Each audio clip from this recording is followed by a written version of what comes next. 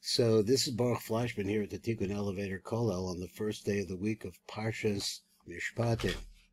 And here we are at the very beginning of the Parsha. Now you know that the Parsha begins to speak about slaves, about slavery.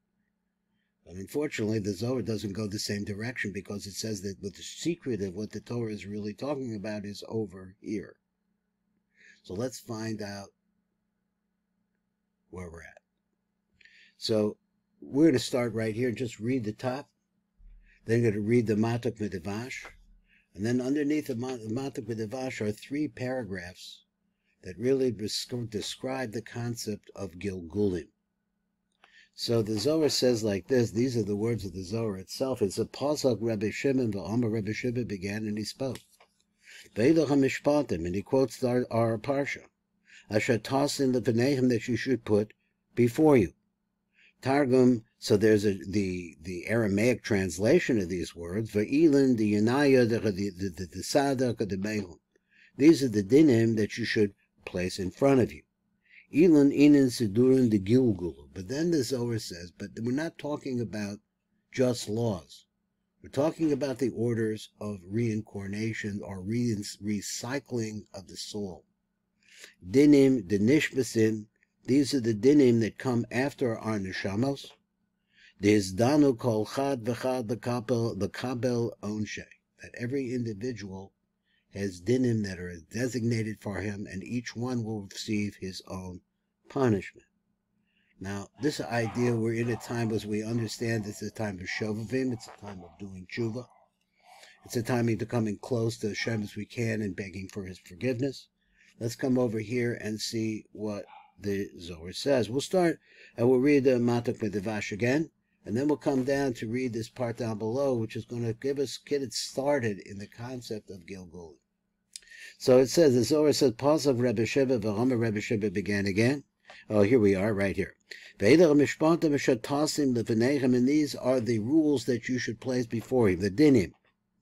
Targum, and then they translate it in Aramaic. Ve'ilin, the Yanaya, the Sadak, the Mehum. These are the dinim you should put before you. V'Ratzalom, I mean to say like this. Now, the Zohar just said this idea in Hebrew, and I came it back and he said it in Aramaic. I'm not sure exactly why, but here we go.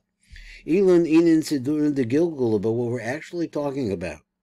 Elohim Hasidarim, these are the orders of Gilgulim, Gilguli, Haneshamos, of the reincarnation, and I'm going to change the word and make it to recycling of neshamos.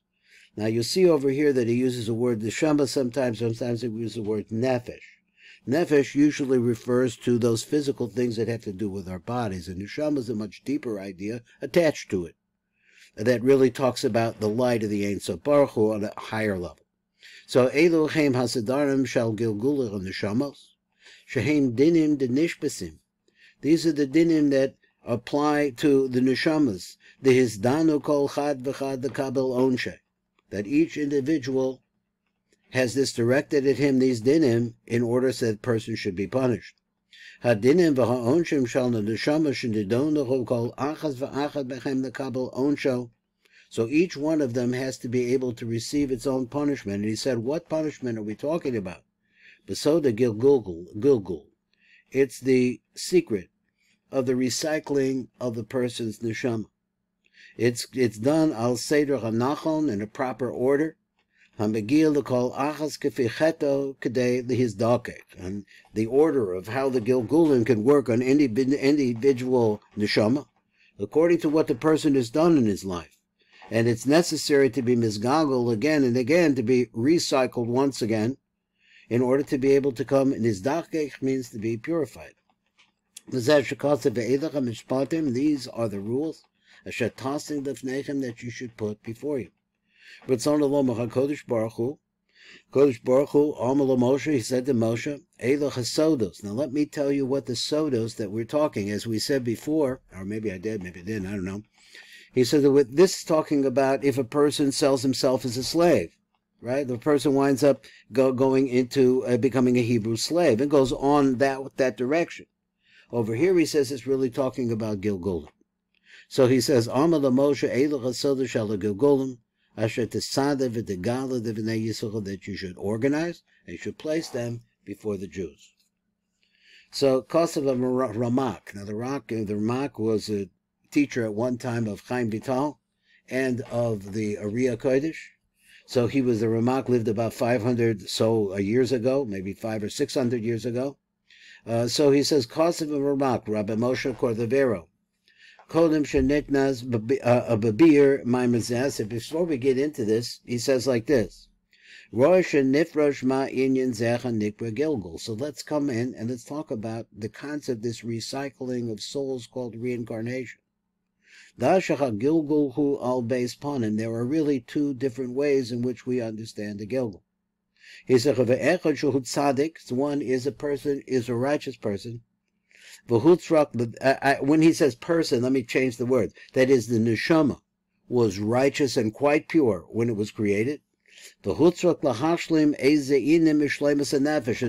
bring his nefesh, which is the lowest part of the nefesh, ruach and neshama of a person, he says that person, in order to bring some kind of perfection to that nefesh, vein nefesh atzadik hazem is galgal elabamakom batuach, and this particular nefesh, this aspect of the tzaddik, of the neshama of the tzaddik, is only recycled elabamakom batuach, into a place where it's for sure, and we could trust for him lo. Shioil lo v'lo yazik, that it will help him reach this perfection and it won't hurt him. Amnon, so we see it like this: Kasher hishia pam rishona, as we see that the person sinned one time. V'chutzrok l'saken v'shava l'zeha oilim. So therefore, that person who left this world and he had one blemish, one sin that he made, he's going to have to come back. Imetivu haritov. So the person finds himself in the same situation and he perfects it. Good, great. V'im hirshia, but pam shenis, but he gets in the same situation and he sins again. Lo mifnei zecha ta'avad nefesh, but that's bad. But by itself will not cause the dissolution of that nefesh, of the tiskagel, but rather it becomes recycled, reincarnated, achrei mos, after the person dies, beguf sheni, in a different body, v'chein beguf shlishi, also, if necessary, a third time, ade titahar, until the point where it becomes purified. Let's move this up a little bit, be a little bit more. So Vida, so he knows like this. He's like, Gilgul hu onish kasha l'nefesh b'kol onshim sheba'olim, that actually being reincarnated, if you wanted to know that a person was in this world and he messed up and he has to, that nefesh has to come back again, or that neshama has to come back again, this is the worst punishment a person could get. The Gehenom einu kasha kamohu, but you want to know something? He says Gehenom is not that bad. Matam ki ha-Gehenom, the Gehenom, in regards to that, hu rechitzas ha-nefesh be'esh, it's like burning out the impurities in you with fire, and as a result of that, it will purify you. V'teitz b'sham tahara v'nekiya, so the person that neshama will come out of that situation purified and clean. V'achakach chidon is the Gan Eden, and then after that it could go into Gan Eden. El mechitzas tzaddikim, into the place where the tzaddikim live. Amnam al Gilgul hu koshech l'nefesh ma'od. But if you want to know that for the nefesh, that physical aspect of the soul of a person, he says it's very, very hard for the nefesh. Ki hu mashal la'ish echad, because this is really like the story of a person. Shatarach kama tirchul shonim rabos v'holek schara lebedina brachoka laharviach sham. Translation: that the person, he worked years and years, and he spent years accumulating valuable objects that he knew were very important someplace else. He could sell them for a fortune. So after that, he v'holek schara lebedina brachoka laharviach. So he's taking it to this far different place to make money. But now he's arrived at the great gates of that city. And they say to him, if you're really dumb, you're trying to bring straw into a place that's full of straw. What you're trying to bring us is not worth anything. It's like straw to us. So then what happens is he spent all this time, this poor man, to bring this schlera over to them, and they turn him away because they don't want it. He has to go backwards. So then this poor man has to go back a second time. Mahala Kamashanim, and go back empty-handed, all the way back to the place where they came from, the place where he comes. He has nothing to show. Ad shuvo el makomo, until he finally reaches back to the place where he started. V'yachzer, and he's going to have to go back again.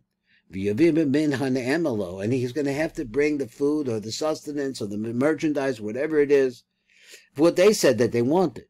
V'shomot, meracho kaderek yishakach sheshikha mitsuya.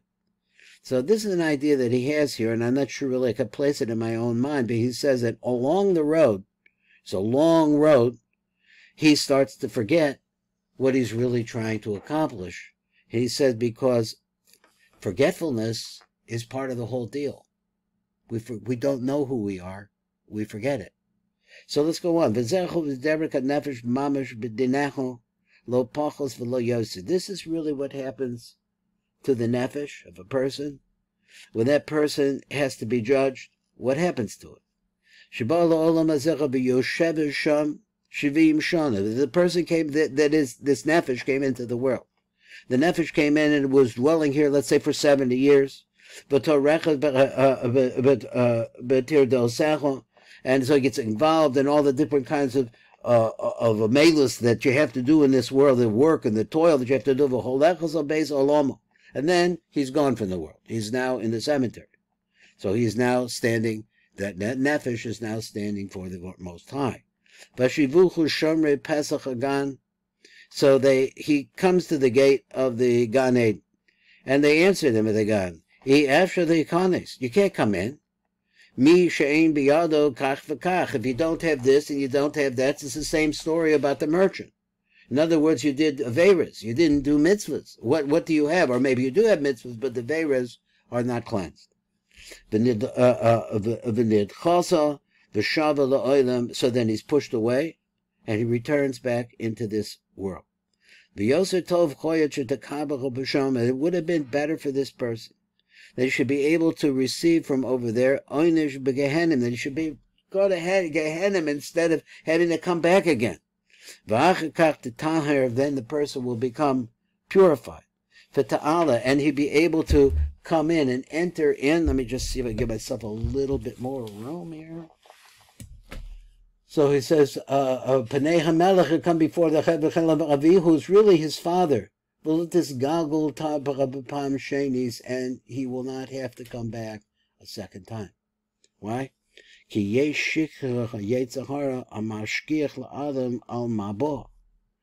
because what happens to a person, this is a line he used it before just a minute ago. I'm not sure exactly how he wants to use it, but he says, because there is Yetzer Hara causes forgetfulness.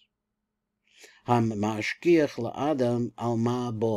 it causes a person to forget why he came into this world in the first place. So then when that Gilgul that comes back again, and the person's neshama, his neshama is recycled. Od Shivim, and he says another 70 years in this, and he's not really counting on that he's going to be afraid of being punished. So if the person doesn't develop, well, I guess he's saying a Yiras Hashem. He says the person believes Safek, Onish Gilgul Gadol Ma'onish Gehenom, and this person will be punished again by going through the cycle of this difficult life once again in order to try to purify himself. Would have been better if he had gone to Gehenna. This is Baruch Fleischman. I'm at the Tikkun Elevator Kollel.